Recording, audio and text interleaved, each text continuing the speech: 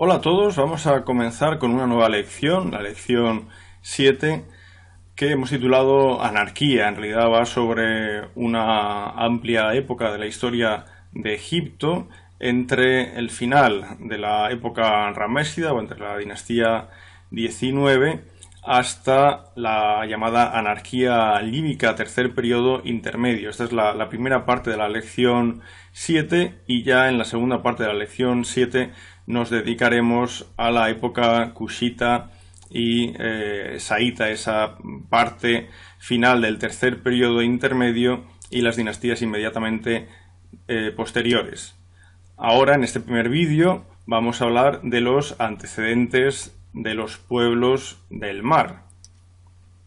Fijémonos en esta escena, es una escena conocida que forma parte de la representación de la batalla de Kadesh, donde se observa al rey Ramsés II ante el consejo que se crea una vez se reciben las nefastas noticias de que los hititas están al otro lado del campamento egipcio, al otro lado de la ciudad de Kadesh. En la parte inferior de la imagen podemos ver ampliado el registro que queda debajo de la figura de Ramsés II. Hay soldados egipcios, sí, pero también tenemos otros soldados que sin duda no son egipcios, soldados que llevan espadas largas, escudos circulares, cascos con cuernos y un disco, cascos con cuernos a modo de los vikingos, por establecer un símil. Estas son representaciones de los Sherden, y los Sherden fueron derrotados a principios del reinado de Ramsés II, años antes de la batalla de Kadesh, y algunos de ellos se enrolaron en el ejército egipcio, formando en este caso parte de la llamada, podríamos decir, guardia pretoriana, guardia personal del propio Ramsés II. Sin embargo, es con el sucesor de Ramsés II, con Merneptah, cuando vamos a empezar a encontrarnos algunos pueblos que después serán mencionados en los relieves de Ramsés III, los relieves asociados habitualmente a los pueblos del mar. En el caso de Merneptah tenemos, por ejemplo, la inscripción de la columna del Cairo, referida al año 5 de reinado. Recordemos que Merneptah comienza su reinado aproximadamente hacia el 1212-1213. Bien, pues en este momento él habla de cómo los libios, los libu, se habían movilizado y habían comenzado actuaciones contra Egipto. Pero entre los aliados de los libu se mencionan a los shekeles. Los shekeles serán vistos después en los relieves de Medina Tabu. Es más, este que os pongo en pantalla pertenece a Ramsés III, no a Merneptah, y los shekeles suelen ser representados con un disco colgante, ¿no? Es una manera de identificarlos. Tanto Shekelesh como Sherden son gentes que, según los textos egipcios, han sido circuncidadas, y bueno, pues esto es importante, ¿no?, para diferenciar las distintas poblaciones. En la llamada Gran Inscripción Libia, también en Karnak, que hace referencia a este mismo suceso, se habla de los Libu, pero acompañados de toda una suerte de pueblos como los Akaiwasha, los Tursha, los Luku, los Sherden, los Shekeles, los norteños, bueno, y otros pueblos que no aparecen en este texto que os pongo ahora. Fijémonos en estas representaciones. Son soldados que llevan una indumentaria idéntica a la que vimos en el caso de la escena de Ramsés II. Estos son Sherden también. ¿De dónde proceden los Sherden? ¿O de dónde proceden esos pueblos que iban llegando a Egipto y que en el reinado de Ramsés III, ya veremos, parece que llegan a su punto culminante? Las teorías son muy diversas. En el caso de los Sherden se indica que podrían proceder de la isla de Cerdeña. Más que proceder de Cerdeña, lo probable es que si realmente hay alguna vinculación con Cerdeña, pues tal vez muchos de ellos acabaran en esta isla. En todo caso, hay opiniones diversas. Hay quien opina que estos pueblos vienen de la zona egea anatólica y hay quien identifica, por ejemplo, como he comentado, la isla de Cerdeña con los Sherden. El caso es que, por ejemplo, en Cerdeña fue hallada una estela, la llamada estela de Nora, con inscripción fenicia antigua, donde se habla de los Sherden. Y también encontramos en esta isla estatuas en bronce, fechadas más o menos entre el siglo XI y siglo VI a.C., donde se observa a hombres con una indumentaria idéntica a la que hemos visto en los relieves egipcios: cascos con sus cuernos, escudos circulares, espadas largas. La estela de Enora se suele fechar en el siglo VIII a.C. Aquí vemos una nueva representación de un Sherden cortando la mano de un enemigo, pero fijémonos cómo este Sherden está en realidad cortando la mano de un hitita, del mismo modo que el egipcio que aparece a la derecha está agarrando a un hitita de su mano. Los hititas son fácilmente reconocibles porque llevan el cabello largo. En este momento, por lo tanto, vemos cómo estos Sherden están combatiendo junto a los egipcios porque se han enrolado en las filas del ejército egipcio como mercenarios.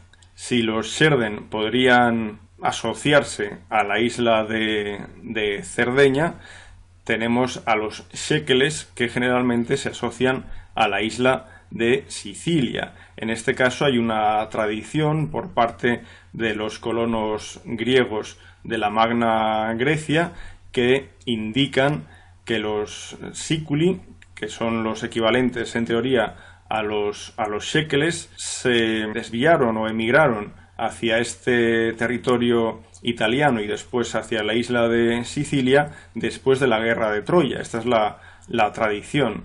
Por ello, autores como Sanders opinan en que esta vinculación es evidente entre los Shekeles y Sicilia y entre los Sherden y Cerdeña. Podéis hallar un artículo interesante sobre los Sherden en esta página que os indico en pantalla.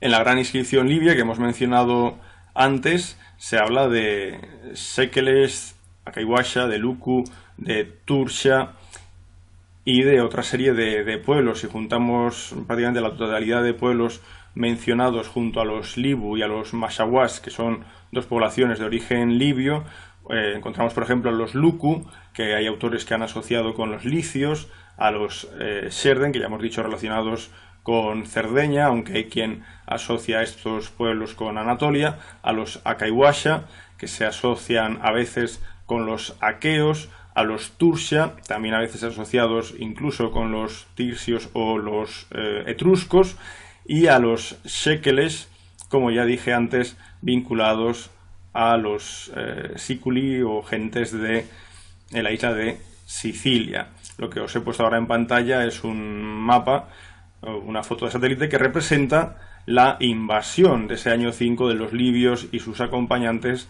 al oeste del delta hasta acceder a la propia capital egipcia, Menfis, pero también más al sur hasta el lago, hasta el oasis de Farafra, lo cual supuso la interrupción de comunicaciones con la ruta de los oasis por parte de los egipcios. A finales de la dinastía XIX, una vez ya desaparece Merneptah, se producen una serie de convulsiones en Egipto. Seti II, el faraón que aparece a la izquierda, tras 2-3 años de reinado, se encuentra con la usurpación de su control del Alto Egipto por parte del faraón Amenmese, que es el que veis en medio de la imagen.